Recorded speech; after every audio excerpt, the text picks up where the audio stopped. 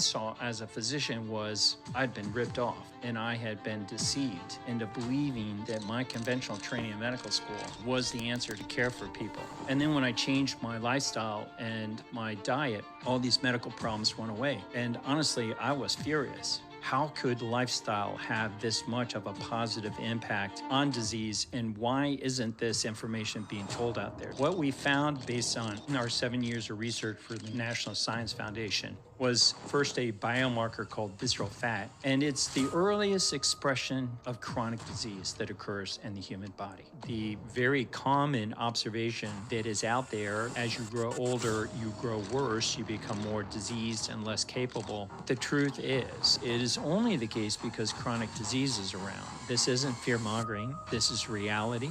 The conventional healthcare system is not warning people about this, except they're pushing hard statin drugs. They just give you those medicines and they're making a lot of money. If we could just get people eating healthy, Ben, I think we're going to have far better results than big pharma or conventional healthcare can ever compete with. Rather than spending your money on a fancy car, I would tell you, sell your car. Go get a cheaper car. Your car's not going to get you healthy. Yeah. What are the 5 most common contributors to visceral fat? That's a great question. You've got scans and data to back up the research. We're going to get into all of that. My background is different, and I don't entirely understand exactly all the roles and the decisions and experiences that I had, but somehow they part of the makeup into explaining how Sean O'Mara got to the position that he is in today, which is trying to optimize, where my passion is optimizing human beings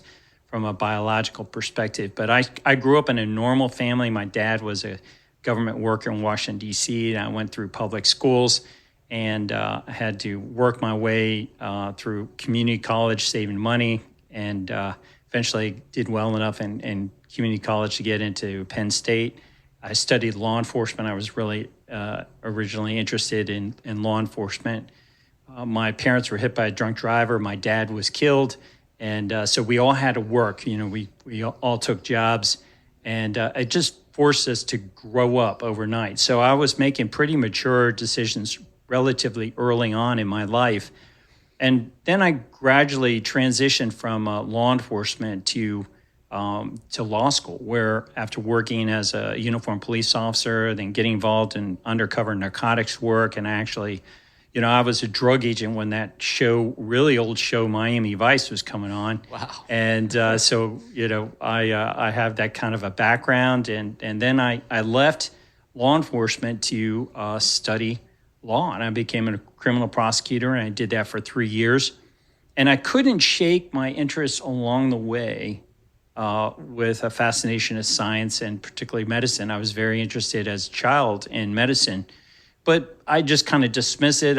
I wasn't, you know, particularly good at science or grades, but at that point in my life, I was mature and I was hungry. So I decided that I wanted to go back to college. I had to take all my sciences that I avoided as a college student. And after I'd practiced law for a while, I had to go back to take these, you know, post-baccalaureate classes in biology and physics and organic chemistry. And so I took a job working as a night watchman. I put on a polyester uniform after being a police officer and a prosecuting attorney, and I wore this polyester uniform at nighttime, and I sat and I studied. And all night long, I really wanted to go to medical school, and I did well enough in my grades and studying for the MCAT to get into medical school. So I was determined. I really saw what I wanted to do, and I pursued medicine. I got accepted to medical school, and then I got a scholarship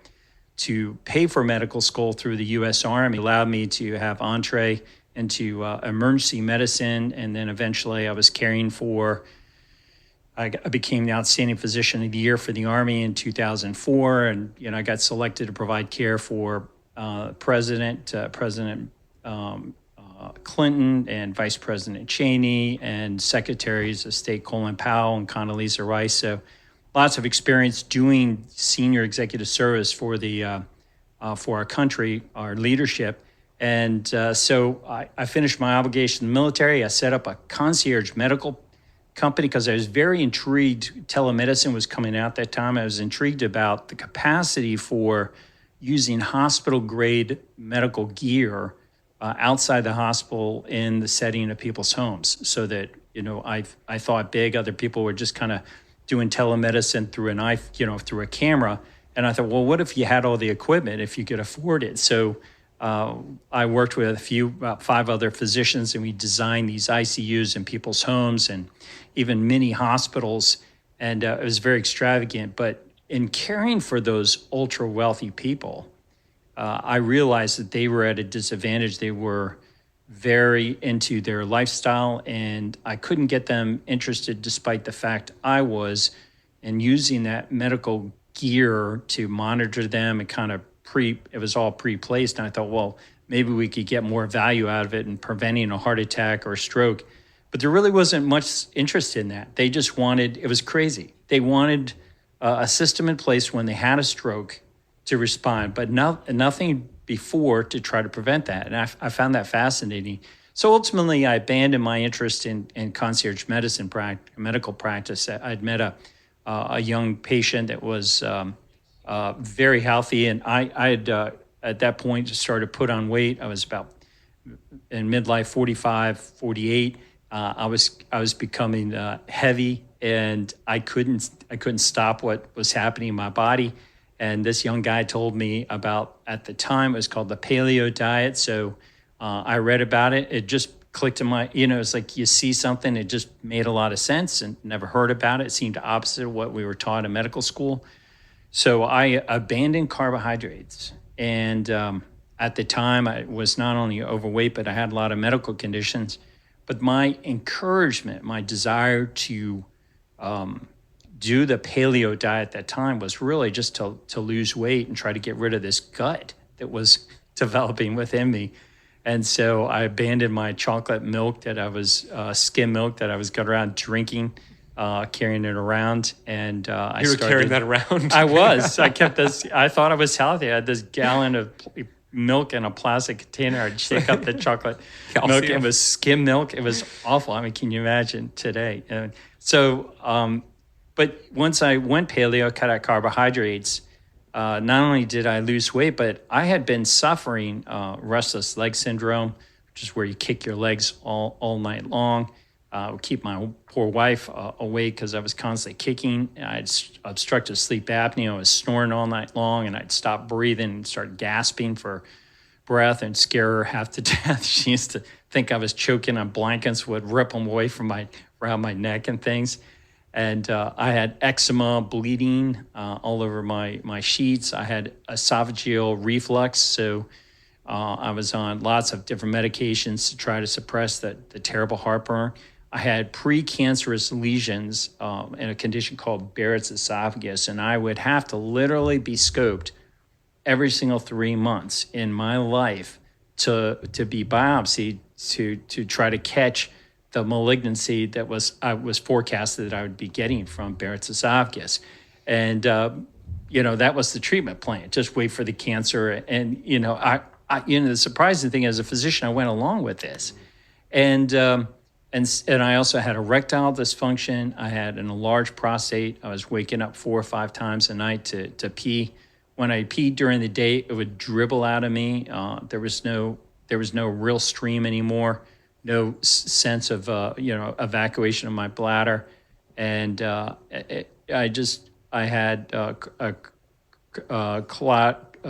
carotid arteries that were obstructed, and I was developing atherosclerotic cardiovascular disease, and so lots of medical conditions. And here I am going paleo, and what I noticed over the year in going on this low carb, eliminating carbohydrates and eliminating all processed foods was, all my medical conditions either went completely away or were substantially better.